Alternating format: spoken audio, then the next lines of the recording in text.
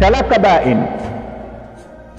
Talaka bain ni talaka ambayo mume akishaitoa talaka hiyo haruhusiwi kumrejea mkewe kwa maana tuliyoeleza kisheria, ila kwa mahari mapya na kwa ndoa mpya.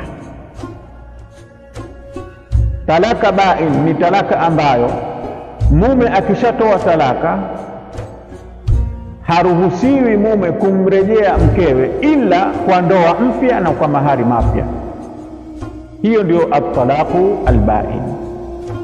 Mathalan, mume anapomuacha mke ambaye hajawahi kumwingilia, kamuoa akampa talaka kabla hajamgusa, hajatenda naye kitendo, talaka hiyo itakuwa ni at-talaqu al-bain.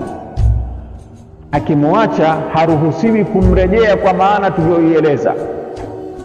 Akitaka kuendelea kuwa ni mkewe, itabidi apatane naye mahari mapya na amuoe kwa ndoa mpya. Hii ndio maana ya talaka bain. Mwanamke ambaye hujawahi kumwingilia baada ya ndoa, ukimuacha huruhusiwi kumrejea. Kama wamtaka, upatana naye mahari mapya na umuoe kwa ndoa mpya. Mwanamke wa pili ambaye talaka yake ni talaka ya bain ni al-yaisa. Ni mwanamke ambaye amekoma kupata hedhi.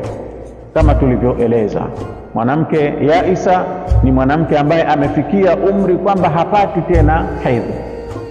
Huyu talaka yake vile vile ni talaka bain. Ukishamuacha huruhusiwi kumrejea. Kama wamuhitajia, itabidi umuoe upya kwa mahari mapya na kwa ndoa mpya. Mwanamke wa tatu ambaye talaka yake ni bain ni as-saghira.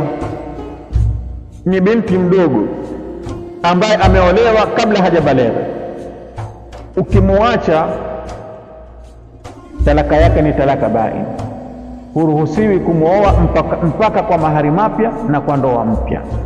Hata kama ulimwingilia, na ni haramu kumwingilia binti mdogo ambaye hajabalegha, lakini ikitokea mtu amefanya hivyo, vile vile talaka yake itakuwa ni bain, sio raj'i. Na mwanamke wa tatu wa nne ambaye talaka yake ni talaka bain ni al-mutallaqatu thalathan. Ni mwanamke ambaye ameachwa talaka tatu. Ameachwa talaka ya kwanza, ameachwa talaka ya pili, akaachwa talaka ya tatu. Baada ya talaka ya tatu, mwanamke yule talaka yake akiacha inakuwa ni bain, kwa maana kwamba mume haruhusiwi kumrejea. Akimtaka ni lazima mwanamke yule aolewe, aachike, kisha amuowe upya na kwa mahari mapya. Hii ndio maana ya at-talaqu al-bain.